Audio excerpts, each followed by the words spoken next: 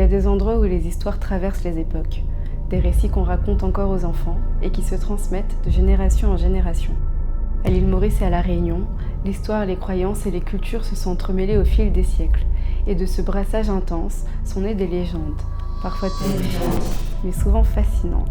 Certaines trouvent leurs origines dans des faits bien réels, et d'autres semblent appartenir au monde invisible. Et bien souvent, la frontière entre les deux est floue.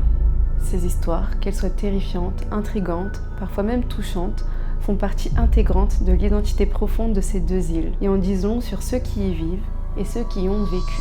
Alors installez-vous confortablement, car aujourd'hui je vous emmène à la découverte des mythes et légendes mystérieuses de l'océan Indien.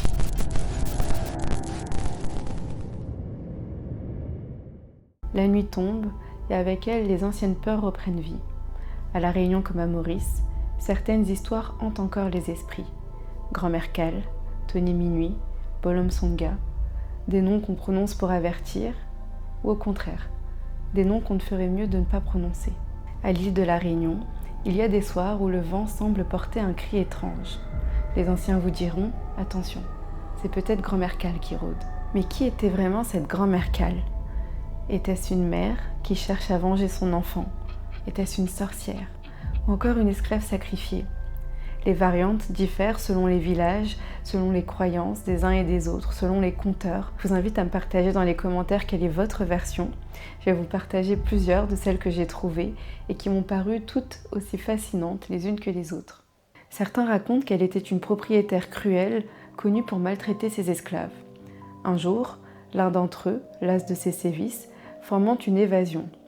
Ils se réunissent, créent un groupe, l'empoisonnent et s'évadent vers le cirque de Mafat. Mais la mort ne met pas fin à la tyrannie de Cale. Transformée en un grand oiseau noir, elle hante encore les hauteurs et son cri sinistre annoncerait la mort ou un malheur imminent. Certains l'associent à Madame des Bassins, qui était une femme emblématique au XIXe siècle à La Réunion. Elle est connue pour sa gestion des plantations, où elle a exercé une autorité notable sur les esclaves. Une autre version, plus douce mais non moins tragique, raconte qu'elle aurait été une mère, une femme aimante, protectrice, qui aurait été brisée par le décès de son fils.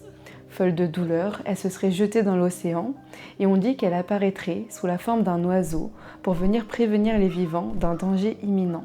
On dit que le volcan, le piton de la Fournaise, serait l'antre du diable lui-même et que chaque éruption ne serait non pas qu'un phénomène géologique, mais serait l'expression même de sa colère. Dans cette version, le volcan n'abriterait pas que le diable, mais aussi sa compagne, Grand-mère Cale.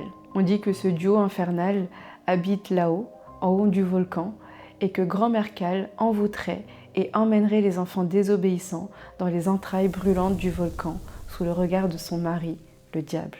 Dans ces différentes versions, Grand-mère Cale est peint comme un personnage terrifiant qu'on évoque pour effrayer les enfants. Attention, Grand-mère Cale Vunrodaou. Mais derrière l'histoire tragique, j'ai trouvé une version beaucoup plus touchante, une version plus cruelle aussi, une injustice que j'ai trouvée sur le blog de Caroline Chéry et qui m'a beaucoup touchée. Je vais vous la partager. Dans cette version, Kala, de son vrai nom, était une esclave malgache qui vivait à Bois d'Olive. On lui avait permis de se marier, chose très rare à l'époque, et elle eut plusieurs enfants, dont certains de son propriétaire. Quand les esclaves de la propriété décidaient de s'enfuir pour fuir les mauvais traitements, Kala, brisée par sa condition, les mauvais traitements, les violences, les viols, refusa de s'enfuir. Elle préférait rester dans ce qu'elle connaissait plutôt que de s'aventurer dans l'inconnu. Alors son maître la tortura pour lui arracher des informations sur les fugitifs, mais elle ne savait rien. De leur côté, les esclaves en fuite la considérèrent comme une traîtresse et revinrent quelques jours plus tard pour la tuer dans son logement. Son corps fut alors brûlé et jeté dans ce qu'on appelle le trou aux esclaves, un endroit où on jetait les corps des esclaves sans rite parce qu'ils étaient censés n'avoir aucune âme. Et derrière le mythe et des histoires effrayantes de Grand-mère Cale, ce que j'aime dans cette version, c'est qu'elle porte en elle les traces du passé, celles de l'esclavage, mais aussi des femmes qui étaient marginalisées, violentées et parfois punies parce qu'elles étaient des femmes. Le fait est qu'aujourd'hui, Grand-mère Cale est une figure encore vivante, des histoires qu'on raconte encore aux enfants, qu'on retrouve dans des musiques telles que Ziskakan, dans des festivals comme la Nuit de Cale. Et il y a même une radio locale qui porte le slogan « Grand-mère Cale, quelle elle est ?» Cette figure fait partie de la mémoire vivante et toujours un peu menaçante. Basculons maintenant du côté de l'île Maurice avec une légende post-cyclonique, celle de Tony Minuit, entre créatures surnaturelles et psychose collective. Imaginez maintenant cette ambiance à l'île Maurice. On est en plein cyclone, le vent est d'une violence inouïe, l'électricité est coupée, la pluie tape contre les fenêtres, et c'est dans ce chaos que naît l'histoire de Tony Minuit, littéralement le nu de minuit, une créature mi-homme, mi-bête, insaisissable et effrayante. Tout commence en 1994, durant le passage du cyclone Olanda. Des habitants de Port-Louis, de l'Almacie, d'autres régions de l'île affirment avoir aperçu dans la nuit, marchant dans les rues, une créature étrange. La silhouette, d'apparence humaine, serait apparue dans les rues, entièrement nue et comme recouverte d'une substance étrange, comme si elle était entièrement enduite d'huile. Et les habitants affirment qu'elle était capable de se métamorphoser en chien, en chat, et parfois même en loup-garou. La panique s'est vite installée. Des groupes d'hommes s'arment de bâtons pour monter la garde la nuit. Les familles se barricadent dans les maisons et l'histoire est allée telle que la police elle-même et des groupes religieux sont intervenus pour apaiser les esprits. Une autre version dit que le Tony Minuit ne serait pas une créature surnaturelle, mais un homme, un sorcier initié à la magie noire. Ou encore, ce serait un djinn, créature mentionnée dans les traditions musulmanes, qui aurait pris forme humaine pour punir, surveiller ou simplement semer la terreur. Dans ces récits, le loup-garou ne serait pas une bête sauvage, mais une créature surnaturelle liée à des pactes, aux rituels, aux mystères. Et enfin, il y a une dernière lecture, beaucoup plus rationnelle, mais que je trouve très intéressante. Dans cette façon de voir les choses, cette légende trouve un écho plus profond dans la culture mauricienne post-cyclone. Le Tony Minuit aurait agi comme un symbole de la peur collective face aux catastrophes naturelles. Le Tony Minuit serait une figure imaginaire à laquelle on donne un nom pour exprimer la peur, le chaos, l'insécurité, une sorte de soupape collective. Certains chercheurs y voient un phénomène de masse de la peur laissée post-cyclone, où on n'a plus de repères, plus d'eau, plus d'électricité, et comme par magie, lorsque tout a été rétabli, le Tony Minuit a disparu. En résumé, le Tony Minuit, c'est l'histoire d'une île plongée dans le noir, où s'inventent des histoires de mythes, croyances et peurs collectives. Une légende née dans le cœur d'une nuit de cyclone, entretenue par la psychose et le folklore, et amenée à disparaître au retour de la lumière. Mais toutes les histoires ne viennent pas du ciel, certaines émergent des océans. Plongeons maintenant dans les histoires de pirates.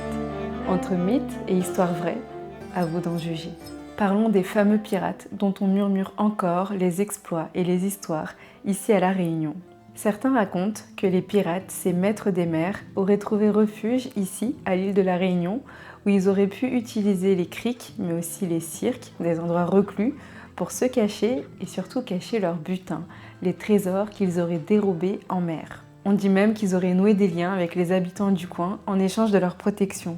Une autre version dit que les pirates n'étaient pas juste des voleurs, mais des êtres mythiques, des protecteurs qui se rebellaient contre l'ordre colonial établi ici. Certains récits évoquent des pirates qui auraient aidé les marrons, esclaves en fuite, en leur montrant les chemins sûrs qu'ils pourraient emprunter, ce qui faisait d'eux des héros populaires malgré leur réputation sulfureuse. Et avec le temps, ils seraient devenus le symbole de liberté et d'espoir pour ceux qui cherchaient à s'émanciper. Mais d'autres encore affirment que le folklore local aurait un peu gonflé leur histoire, que ce n'étaient que des marins, des contrebandiers, transformés en légendes.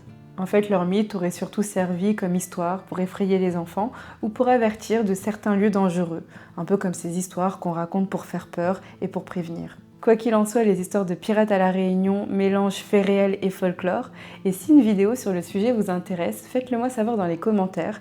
Ça me ferait énormément plaisir de pouvoir parler de ce sujet, et je sais que c'est passionnant. J'ai commencé à me renseigner dessus, et il y a énormément de choses à dire sur les pirates dans l'océan Indien.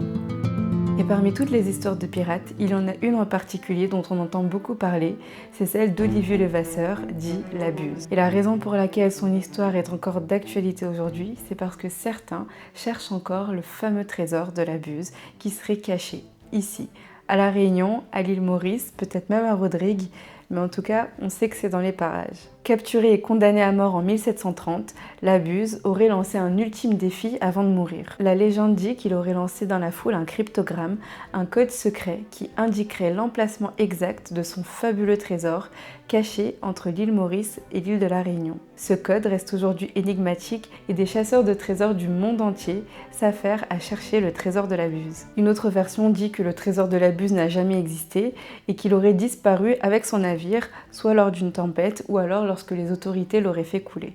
D'autres versions affirment au contraire que le trésor a vraiment existé, qu'il a été disséminé à différents endroits de l'île et que certains habitants ont été complices de la Buse et l'ont aidé à cacher son butin. Quoi qu'il en soit, la légende de la Buse est bien plus qu'un conte de pirates. Elle incarne un mélange de mystère, d'inconnu, d'aventure et continue de nourrir l'imaginaire local. Et pour finir cette vidéo, j'aimerais conclure avec deux histoires qui touchent au cœur, où l'amour est plus fort que le destin. Là-haut, dans le cirque brumeux de Salazie, coule une cascade fluide et vaporeuse comme un voile suspendu dans l'air. C'est la cascade du voile de la mariée et derrière sa beauté se cache une légende, une histoire tragique. Certains racontent qu'il y a bien longtemps, un homme riche s'installa ici avec sa femme et sa fille, Amanda Armand.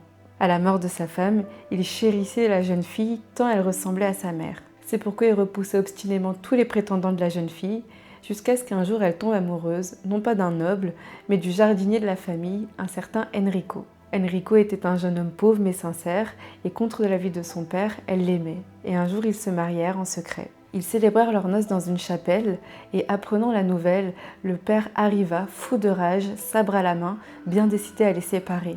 Alors les deux amoureuses s'enfuirent, et Amanda glissa, son voile se coinça dans une branche, et elle tomba dans le vide.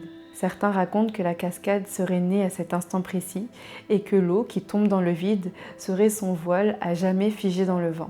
D'autres disent que ce ne sont pas ses larmes, mais celles de son père, figé dans le vide, accablé par le chagrin et la culpabilité d'avoir poussé à la mort de sa fille. Et d'autres affirment que la cascade n'est qu'une métaphore de la nature.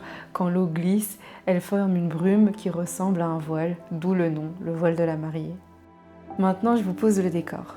Imaginez à l'époque coloniale, sur une île luxuriante, bordée par les vagues, l'île Maurice.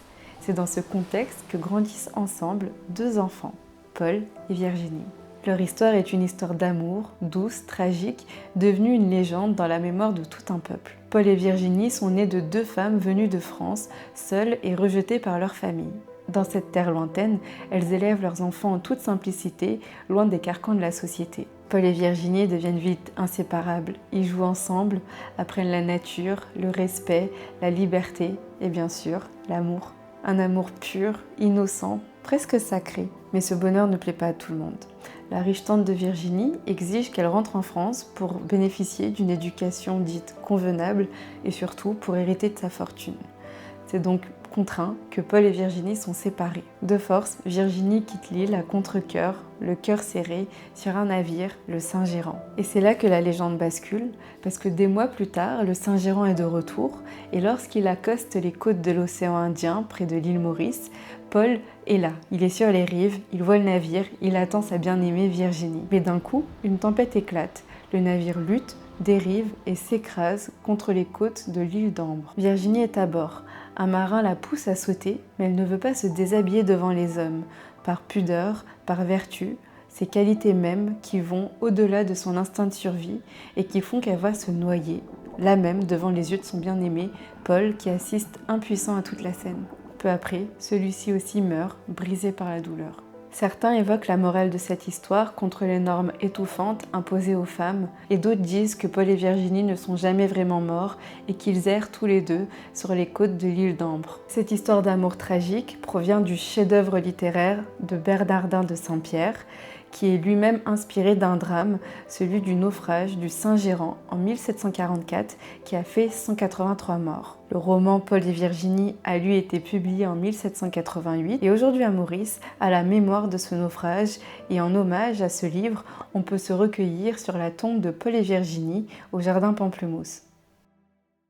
Alors voilà, on a vu à travers cette vidéo que certaines histoires naissent de faits réels et deviennent éternelles. Je vous remercie pour votre écoute, j'espère que vous avez apprécié découvrir ou redécouvrir ces histoires entre mythes et réalité, à vous d'en juger. Moi, j'ai adoré faire mes recherches. Je vous invite vous aussi à me partager dans les commentaires vos versions, parce que je me doute bien qu'en fonction d'où vous êtes et de qui vous la racontez, il y a d'autres versions qui diffèrent de ce que j'ai pu partager. J'ai essayé d'étoffer au maximum, mais partagez-moi vos versions. Et si ce genre de contenu vous plaît, dites-le moi, parce que moi j'adore ce genre de vidéos et ça pourrait être intéressant de, pourquoi pas, faire une partie 2 ou alors un autre format avec vos histoires, peut-être vos histoires paranormales si ça vous plaît. Moi je suis une très grande fan de vidéos paranormales sur YouTube, donc si ça vous intéresse, dites-le moi dans les commentaires et je mettrai une adresse mail où vous pourrez m'envoyer vos histoires et ça pourrait être l'objet d'une super vidéo. Si ce genre de contenu vous plaît, je vous invite à aller voir mes autres vidéos. La dernière vidéo parle de la Compagnie des Indes, qui est la compagnie commerciale qui a colonisé les îles Maurice et Réunion. De façon générale, sachez qu'il y a d'autres vidéos qui arrivent sur cette chaîne, autant des vlogs que des contenus éducatifs. Si vous voulez me soutenir, vous pouvez liker, partager, commenter. Moi, ça me permet d'être plus visible et on va pas se mentir, ça me fait plaisir. Merci pour votre présence et on se retrouve très vite pour une prochaine vidéo. Bye!